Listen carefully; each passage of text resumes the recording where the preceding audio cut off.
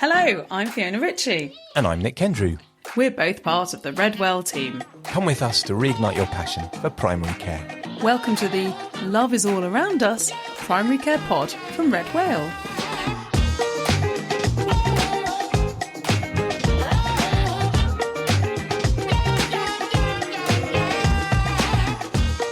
The Primary Care Pod from Red Whale.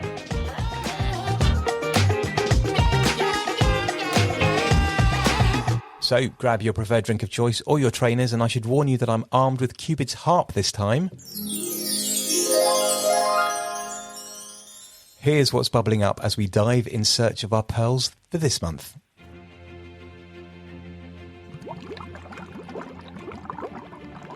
General practice, like the whole NHS, is certainly feeling winter pressures whilst we've been in the grips of the quad-demic. When we're under pressure, separating out the sick from the self-limiting can feel even more difficult. Now, we don't have all the answers, but for this pearl, we wanted to share our article on acute cough and pneumonia in adults. I got this new gadget. Tech and AI are regularly all over the news, so we thought we would share a pearl from our lifestyle medicine course on technology to support health and well-being. Now, this is a massive area, so we'll concentrate on things that patients might discuss with us. And here's what's bubbling under for next week. Spotting spinal cord compression and cauda equina syndrome. Spinal cord compression and cauda equina syndrome are on our long list of things that we never want to miss. They're uncommon presentations, but they cause us a lot of anxiety. This anxiety is rational. These syndromes can be tricky to diagnose, they're easily overlooked, and we're forever hearing about missed cases and litigation in the defence journals. Listen next week to find out more. New NICE guidance on menopause. What's changed? We're going to unpack all 106 pages, that's right, 106 pages, of the new NICE guidance on menopause, published in December 2024. Much stayed the same, but we focus on the bits that may change our practice.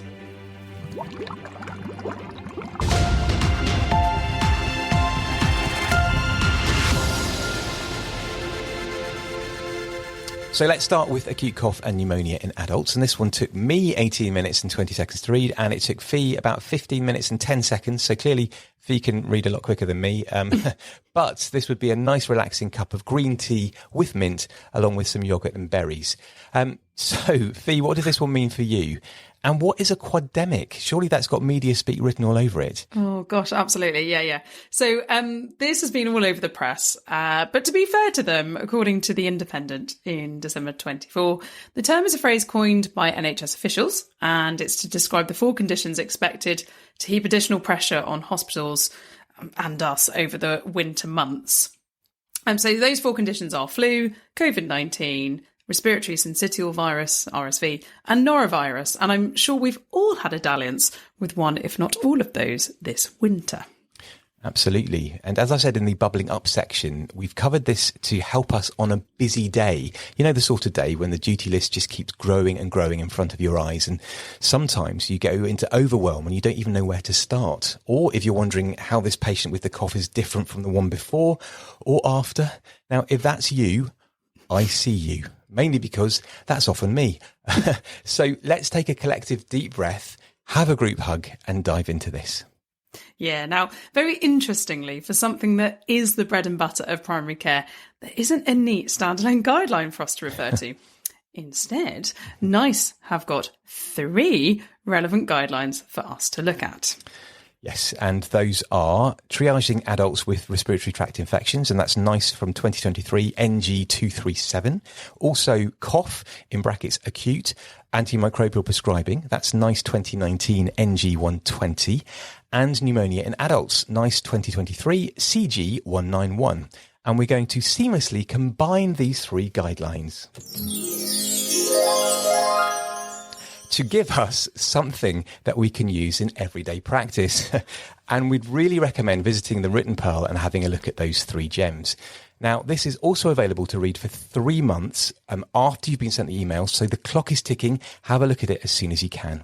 I absolutely love that harp sound effect. I wish I could just keep one under my desk at work so that when people come in and I go, I can seamlessly sort this out for you. Ting-a-ling. But you've actually got one under your desk there, Fee. If you reach down, Oh, yeah, sorry. Just pick it up. Here we go. Oh. Right, back to the pearl, Nick. There we go. So this pearl is jam-packed with helpful information. So we're going to pick out things which we found useful and surprising. But before we do that, there's a diagnostic dilemma to address. So NICE talks about pneumonia and acute bronchitis as subdiagnoses of lower respiratory tract infections. But NICE does not use the term chest infections, which we suspect is the diagnosis that we actually use most often. So how can we unpick this? Well, in the Pearl, we summarise NICE's terms and definitions in a Venn diagram of sorts. Now, these are always tricky to transfer across to audio, so to help with this, I'd like you to imagine a set of Russian matryoshka nesting dolls. So, the biggest doll, with all the others inside it, would have all causes of cough, in brackets infective and non-infective, written on it. Then you'd open up that doll to reveal the next doll. That's right. And this one has acute respiratory tract infection written on it. Now, NICE defines this as acute illness less than 21 days affecting the respiratory tract. Symptoms may include cough, sore throat, fever, sputum, breathlessness, wheeze, chest discomfort, or pain. Then you'd open up that doll to reveal twins. The first would have written on it upper respiratory tract infection, which NICE doesn't define. Thank you. And the second twin doll would have lower respiratory tract infection written on it. Now, the NICE definition of a lower respiratory tract infection is an acute illness, usually with cough as the main symptom and with one or more other lower respiratory tract symptom. For example, fever, sputum, wheeze, breathlessness, or chest pain, for which there is no alternative explanation such as sinusitis or asthma. Within the lower respiratory tract infection doll, there are triplets, because NICE includes all of these in the definition of lower respiratory tract infection. One is labelled pneumonia, one is exacerbation of COPD, and one is acute bronchitis. Now, NICE defines pneumonia as symptoms and signs of a lower respiratory tract infection, and GP without chest x-ray thinks it's pneumonia because of focal chest signs, illness, severity, or other features. And NICE defines acute bronchitis as a lower respiratory tract infection with inflammation of the trachea and the major bronchi, causing cough and mucus, usually viral, but maybe bacterial. We suspect this is not a diagnosis many clinicians make. So that's the diagnostic dilemma. Fee, what are the two key questions for primary care? Would that be what's the relationship of doll number 1 to triplet number 3? Well, exactly. No? Okay, back to respiratory medicine. Right. Well, the two questions are, number 1, does this patient need to be in hospital? And a sub-question of that is, can we make this decision on the phone if we're assessing remotely? The answer to this may be quite objective, helped by measurements such as oxygen saturation, temperature, and the clinical scores, things like CRB-65 or News score or Pew score. The second question is, if they're not sick enough for hospital, then are they sick enough to need antibiotics? And this time the answer is a more subjective issue, and guidelines help steer or guide us rather than provide an easy yes-no answer. When we think about prescribing in respiratory tract infections, it may be helpful to think about it as a spectrum. At one end of the spectrum, we have a very sick patient where pneumonia is more likely. These patients will need admission and antibiotics. At the other end of the spectrum, we have patients who are well and can be managed at home and don't need antibiotics. Which leads us with a challenge, spotting the relatively small group of patients who need antibiotics but can be managed safely at home. And I say that antibiotics should be considered when pneumonia is present, when patients are systemically very unwell, or if there is comorbidity or other risks. So hold these dilemmas in your head when you consider the 3 NICE guidelines, summarised in the gems in the written pearl. There is a separate article on Redwell Knowledge which covers pneumonia in children, by the way. It's always best to actually have a look at these gems, our guidelines and evidence made simple, so that it all makes sense to you. So Nick, what did you read that resonated with you? Well, Fee, there are 3 gems to help us, and the first is respiratory tract infections in adults aged 16 years or more. The second is acute cough in children and adults, causes, assessment and management, excluding COVID. And the third gems is pneumonia, adults only, not COVID related. What you'll notice is that the first 2 are from a symptomatic starting point, and the third is disease-based. Now, what reassured me was that I'm seeing the right people for face-to-face consultations. The first GEMS helpfully sets out who can be assessed and treated remotely, and that for those people, we shouldn't be routinely prescribing antimicrobials. It also reminds us that arranging face-to-face review may be due to many things. From the suspected disease itself, for example, suspected pneumonia should be assessed face-to-face as it's serious, to other factors that make remote consulting difficult, such as communication difficulties. What about you, Fee? Well, for me, it was having a date with my old friend, CRB65. And if you need a reminder of what those are, that's C for confusion, which is 8 out of 10 or new disorientation. R for respiratory rate of 30 or over per minute. B is for blood pressure, and that's a systolic of under 90 or a diastolic blood pressure of 60 or under. And then 65 is for 65 years or older. And what I realised when I was reading this is that in my hospital days, we used to calculate CRB65 all the time. And of course, that was curb 65 actually with the urea because we had the benefits of the bloods. And I realised that when I was reading this poll that I had just stopped using it. Okay. Is that a problem? Well, this is it. I hadn't really realised that CRB65 is actually helpful in a risk stratification way. Now, I know that might sound obvious to you all, but I'd always just thought of it as whether to give antibiotics or not. But of course, the reason we give treatment is due to that mortality risk. And here's what I found surprising/shocking. If you've a score of 0, then there's a less than 1% mortality risk, okay? But if you've got a CRB65 of 1 or 2, and that could, of course, be someone who's just 66 years old, then your risk is 1 to 10%. 10%. That's quite a lot, isn't it? And of course, if it's 3 or 4, then your mortality risk is over 10%. Now, remembering that anything 2 or more is moderate to severe, and we're advised really to be considering admission. And I think I'd definitely be admitting then. So that's changed my practice. And a little nugget just to remind ourselves of, and this came from Kate, who's one of our colleagues here at Red Whale, is that diastolic blood pressure. So beware of the diastolic blood pressure, which is 60 or under, because we spend a lot of time thinking about systolics, don't we? But it might just be that little diastolic blood pressure of 59 plus someone who's 66 years old that could swing an admission. Yeah, that's so important. And for me, that's a learning point as well. And, a small tweak to our practice or a reminder like that can make all the difference. Now, another thing that I found really interesting was a section on how long will it take to get better from acute respiratory tract infection. Oh, yes, me too, yeah. Yeah, and so data from almost 10,000 primary care consultations for acute cough associated with respiratory tract infection was analysed to describe symptom trajectory and time to recovery, and that's from the BJGP in 2023. And they found that half of patients will recover within 6 days, and the rest will recover by 28 days. Slow recovery, so more than 10 days, was associated with increasing age, increasing severity of illness, prior duration of illness, so more than 7 days at presentation, and pre-existing lung disease. Now, there was also a super useful bit at the end of the GEMS on pneumonia, which gave a rough guide for patients on recovery after pneumonia. And this is also affected by severity, age, and comorbidity. So at 4 weeks, chest pain and sputum are significantly reduced. 6 weeks, cough and breathlessness are significantly reduced. And by 3 months, most symptoms will have resolved, but fatigue may continue. At 3 months?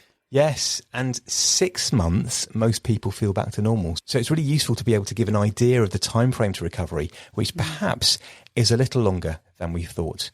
So here are your learning points for acute cough and pneumonia in adults.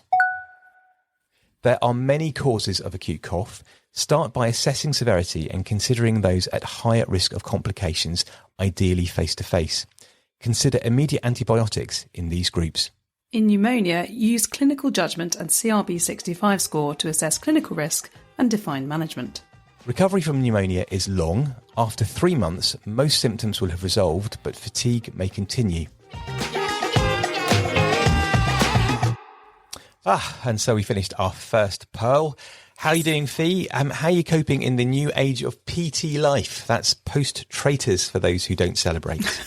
That's good, because I thought you meant a personal trainer then, which certainly is not featuring in my life. Yeah, there's a Claudia hole in my life. Oh. I have to say, I did watch Traitors. I very much enjoyed it. I got my other half involved this year as well. But I have to say my bedtimes were getting later and later, because as it progressed, we had to watch it live or in arrears, as I like to say, as close to, the previous nights before, because actually 9:00 is quite late for me these days. Great but yeah, so I think I'm getting a lot more sleep. How are you, Nick? Well, do you know, I was having a great morning. Everything was going really well. It's been very organised. And I've just got a new chest of drawers for my bedroom. And so we're putting an old one out for free cycle. And I on the way out on my dog walk this morning, I was just putting it outside the front door, and I was going to move it onto our driveway after the dog walk. And so I went for a lovely dog walk, had a fantastic time, just as the sun was coming up, really cold and sunny, but beautiful. Even ran with the dog and felt not short of breath. It was brilliant. So on top of the world, come back and put the dog in the house, move the chest of drawers onto the driveway, and then I get a call from my other half saying, who's just taken the chest of drawers? I've just seen a really old person come and pick up the chest of drawers. I was like, oh my goodness, or other words, what on earth? And apparently they were watching me on the doorbell with the camera. And I looked, I mean, to be fair, I had a hat on because it was cold, and I hadn't realised that the back of my hair is quite grey now. But an old person. Spitting feathers, Fee. Oh, sorry. Oh, meaning you. I thought yes. I had visions of an older person coming along and just walking off with the chest of drawers. Oh, Nick. Right. I think you need to go on a counselling course, Fee, quite frankly. Anyway. I was just thinking, though, how seamless that I've mentioned my later bedtimes and you've mentioned your idyllic dog walk and how that brings us into our next pearl. Fabulous. Well, absolutely. And seamlessly, you brought us to the second pearl as well. So this one is technology to support health and well-being. Now, this one took me 22 minutes and 4 seconds to read, so quite a lot in there.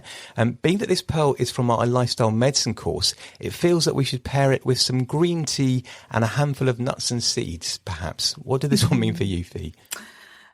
Yes. Well, quite an interesting read, actually. And I suppose in a way it's nice to sort of step back and think about sort of not things I deal with necessarily every day, like, we're talking about cough and pneumonia and stuff like that, but also things that are actually really important to us and our patients. And it made me think, how many kind of health tech things do I have?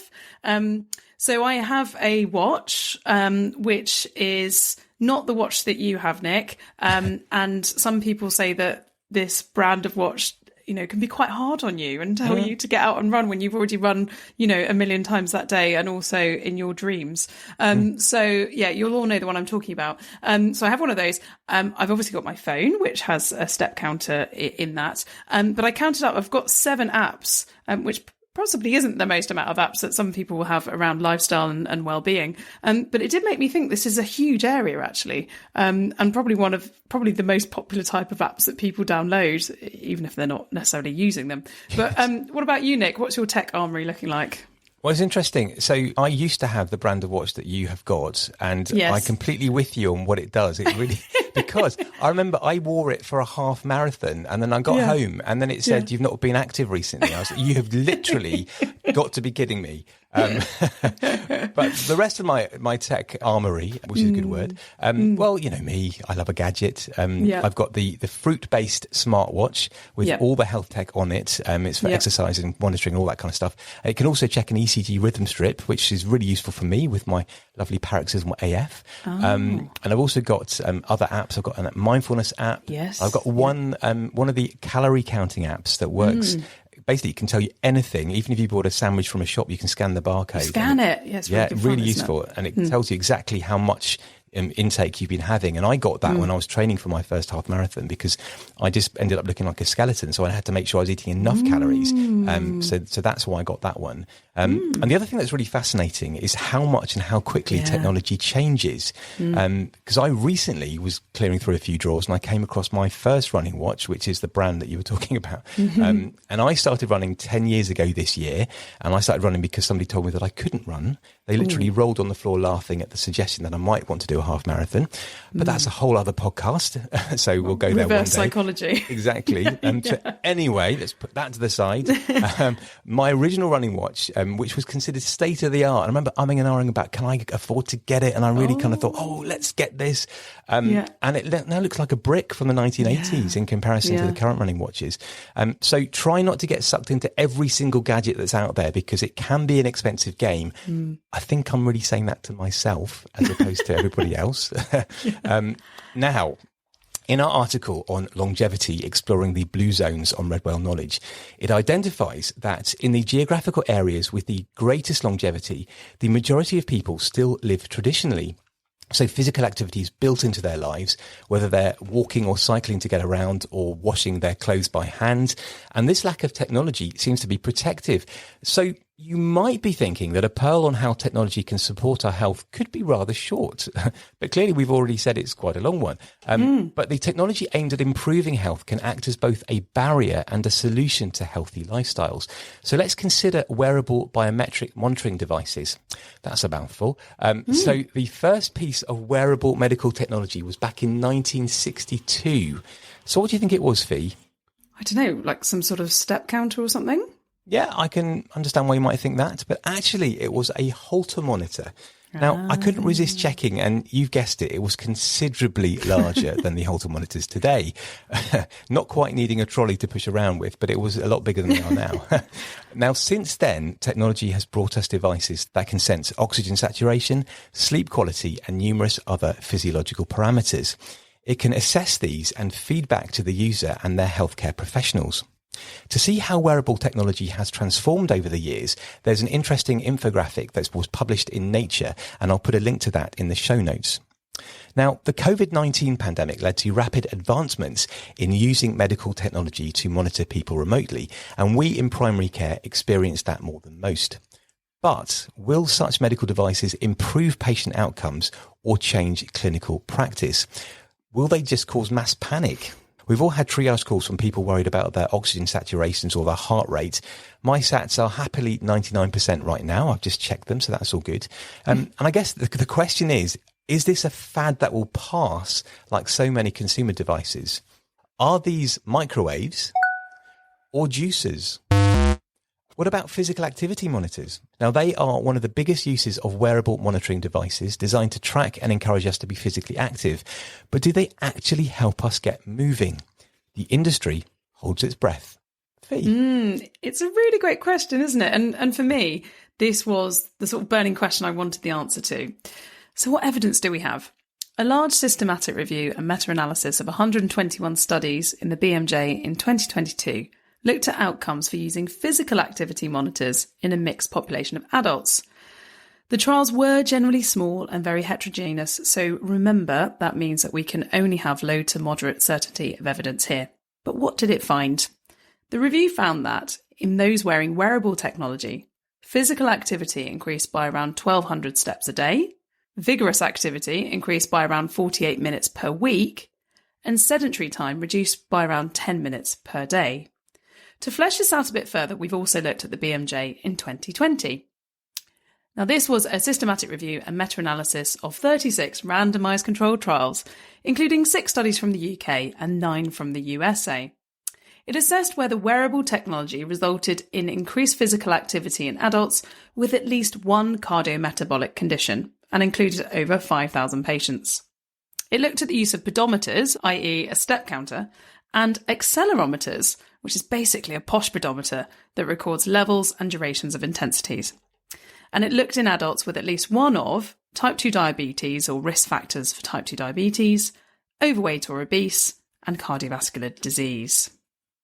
Pedometer-based interventions combined with face-to-face consultations with a healthcare professional showed the greatest improvement in physical activity levels in the review. the effect was smaller for the accelerometer studies. Without clinician support, pedometers had a small positive effect on physical activity, while accelerometers were ineffective. The use of these devices did not impact on the secondary outcomes of glucose levels, blood pressure, cholesterol, or BMI. And of course, we're now seeing wearables with all sorts of capabilities, so watch this space. Now, I was interested to see what the evidence is around continuous glucose monitoring. Yeah, it's a really popular area right now, especially with all the developments around GLP-1 use. So, Nick, what can you tell us? So, of all the additional biometrics now being monitored, continuous glucose monitoring has taken the world by storm, or at very least my Instagram feed. So let's look at this in more detail. It's important to differentiate between their use in people with diabetes and their increasing use in those without diabetes. Now, the BMJ in 2023 told us that continuous glucose monitoring, or CGM, is now the preferred glucose monitoring method for those with diabetes, which requires insulin. Its use is included in several national guidelines, including the NICE quality standard QS208, called Type 1 Diabetes in Adults, and that's from 2023. The device measures glucose in the interstitial fluid, which does result in a short delay in identifying changes, but accuracy is comparable to capillary glucose testing, that's finger prick testing. Now, there are three main types. Real-time CGM, or RT-CGM. Now, this transmits glucose data continuously and provides real-time alerts.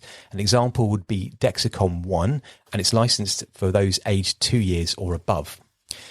Next is intermittently scanned CGM, or IS-CGM, previously known as flash glucose monitoring. Now, this provides glucose data when scanned by a receiver or smart device. An example of this would be the Freestyle Libre 2, which is licensed for age 4 years or above, and that's probably the one that we are most familiar with. A longer-term implantable CGM can also be combined with an insulin pump to create a hybrid closed-loop system. However, diabetic patients on insulin must continue to have the means to check a BM, so a capillary finger prick glucose, because the delay from CGM may not pick up rapid rises or falls in glucose. For more information on CGMs, there is an article on technology in diabetes on Redwell Knowledge.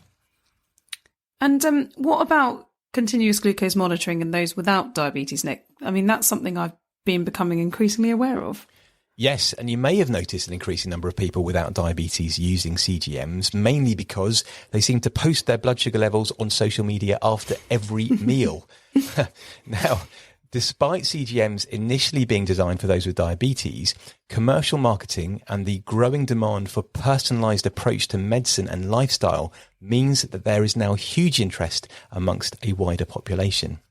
There's also been a recent surge in the use of CGMs for clinical and research purposes to assess the impacts of lifestyle interventions and to help support behavioural change. Now, all of that is from the journals Obesity Research and Clinical Practice in 2021 and Nutrients in 2020. Many of us already monitor our weight, steps and heart rate, and will we soon be monitoring our glucose, hormone and electrolyte levels. Many companies are eager for that to be the case, but is there any evidence for real benefit? Not much. In 2020, the journal Cancer, Epidemiology, Biomarkers and Prevention published a study that found that overweight or obese sedentary individuals without diabetes who use a CGM device and activity tracker for 10 days after a counselling session on physical activity effects reported increased motivation to exercise. And in 2019, the Journal of Clinical Endocrinology and Metabolism published a study of 153 non-diabetic individuals, and it found that around 96% exhibited normal or near normal blood sugar levels. In fact, most readings out of range were considered anomalous. Some believe that we should be mindful of our blood glucose swings, even if within the normal range. Commercial operators, we're not going to name any names here, they highlight a very small study a while back in type 2 diabetics, which found that high normal glucose fluctuations post-meal triggered oxidative stress, and that was in the JAMA in 2006. A meta-analysis looked at non-diabetic populations and found that hyperglycemia in this population was a risk factor for cardiovascular disease, and that was in the Archives of Internal Medicine in 2004. However, we were unable to find evidence of improved health outcomes related to their use in non-diabetic populations.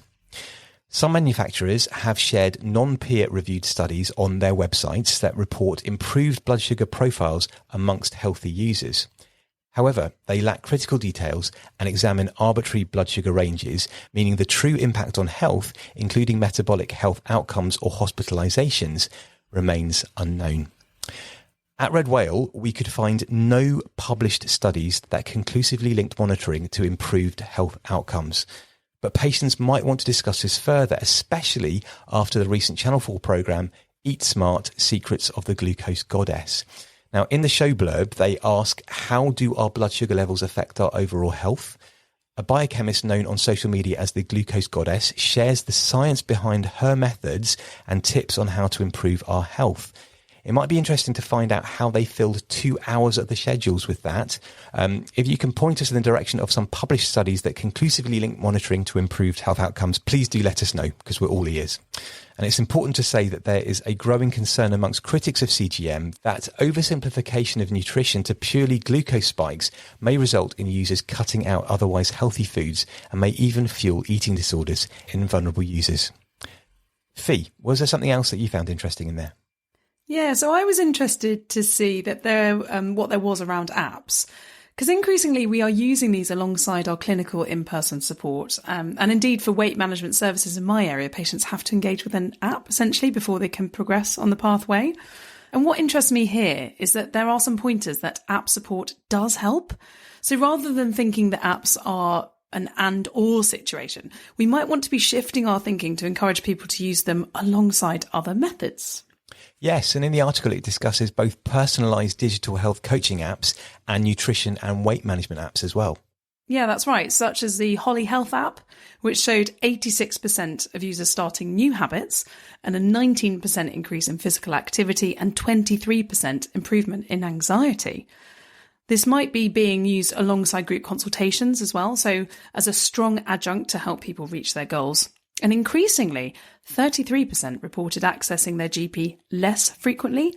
And I think what's nice here is that realising that this is just smart medicine. Nice pun. Yeah, but what I mean is getting the right people to the right place, rather than people coming to me asking me for help when I don't have the right resources and both of us just left feeling exasperated. The other study quoted is around an NHS digital 12-week online behavioural and lifestyle support programme. Now, this was for people with a BMI of 30 and over from specific high-risk ethnic backgrounds plus type 2 diabetes, hypertension, or both. And it compared this NHS programme with a commercial option and an active control group. Now, all three groups had access to a gym and physical activity guidelines, but no formal support nor training. And it found that the digital support, the NHS app and the commercial app, achieved greater education than merely signposting, educating and providing access to healthy behaviours. As with other areas we've discussed here, study numbers are small and the evidence is light and emergent, but it's certainly given me food for thought. So something we do need to think about, though, are the practicalities of using such tech. So thinking about health literacy and how to support those hard-to-reach populations. So this could be a good one to check in your area. What are the options? And also, what are the alternatives for people who struggle with tech? If you'd like further information on technology to support health and wellbeing, the Written Pearl dives deeper into mobile apps and also mental health, wellbeing and sleep apps. There's also a section on gamification, considering it as a way to unlock potential, and video conferencing exercise interventions. And if you find yourself being asked about body composition assessments, which can be done in the private sector, then there's a really useful table there to help. So here are your learning points for technology to support health and wellbeing. Wearable technology has been used within healthcare since 1962, but its advancement and use have accelerated over the past 15 years. It has the power to both worsen and improve health outcomes. Watch this space to see where we go with it. Continuous glucose monitors are transformative for diabetic populations, but there is minimal data to support use of continuous glucose monitoring in non-diabetic populations. Mobile apps may be able to support behavioural and lifestyle change, but further research is needed. Sophie, you've got the calendar there. I do, yes. I'm having a little look.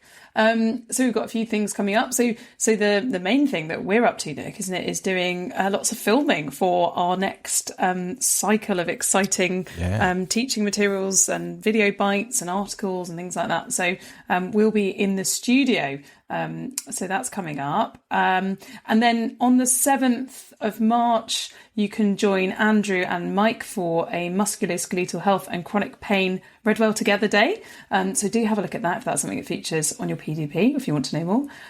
I'll be seeing the Berkshire West Primary Care Alliance on the 8th, face-to-face. That'll be really cool. We love doing face-to-face courses as well as digital.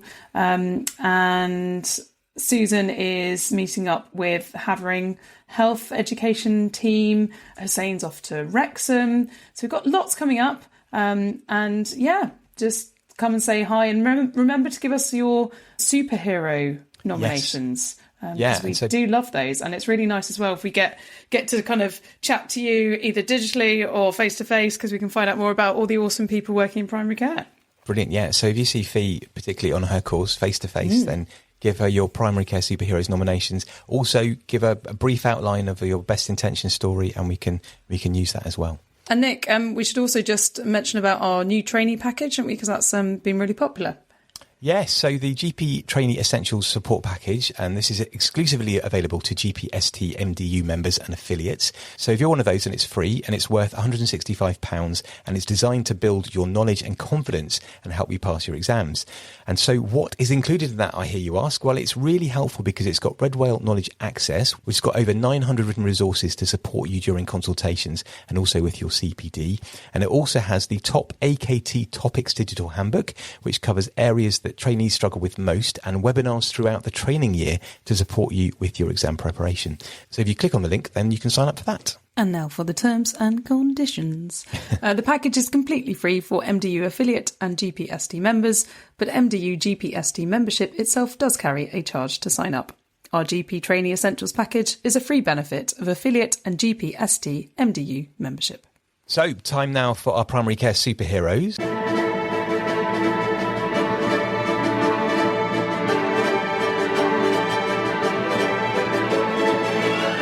Our first one is from Heather, who forgot to tell us which surgery she was from, so do let us know, Heather.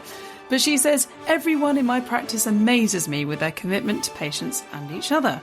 But I especially appreciate the outreach team. So that's Dom, Debbie, Claire, Jess, Olivia and Becky, who go out and about in all weathers and often in difficult conditions to reach out to homeless people who won't attend the surgery and to dress their leg wounds, assess their medical problems and give them a listening ear. Oh, thank you for that. And then we've got a few lovely 5-star reviews, so thank you for these.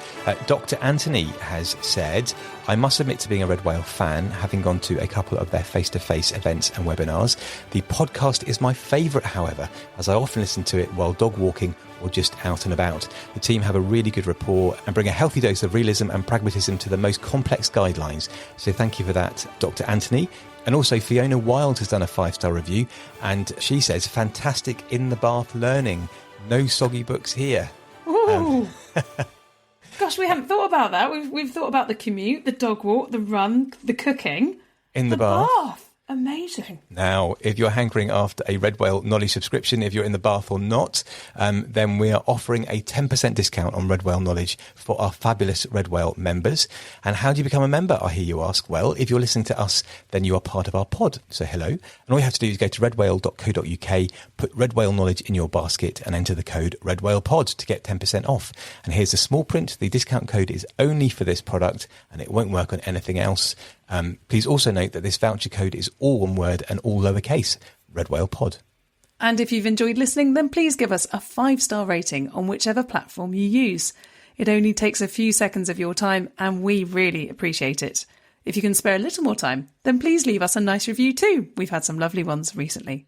Because of the way the algorithms work, it means that other people, just like you, can discover us. And of course, putting algorithms aside, there is no greater recommendation than a word of mouth recommendation. So if you've got some value from listening to the podcast today, then don't keep it a secret. Please tell everybody that you know who might benefit from listening.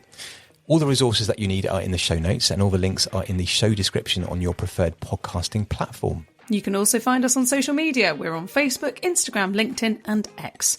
And if you want to see something about the podcast, then please use the hashtag RedWhalePod. The other thing that you can do if you click on the link in the bio is to leave us a voice message telling us about anything that you found helpful or would like us to go over. And you can also email us. Our address is podcast@red-whale.co.uk. Until next time, I'm Fiona Ritchie. And I'm Nik Kendrew. Remember to keep Red Whale knowledge open on your desktop at work, so we're with you when you need that little bit of extra information or reassurance. Take care and look after yourself. Bye-bye. Goodbye.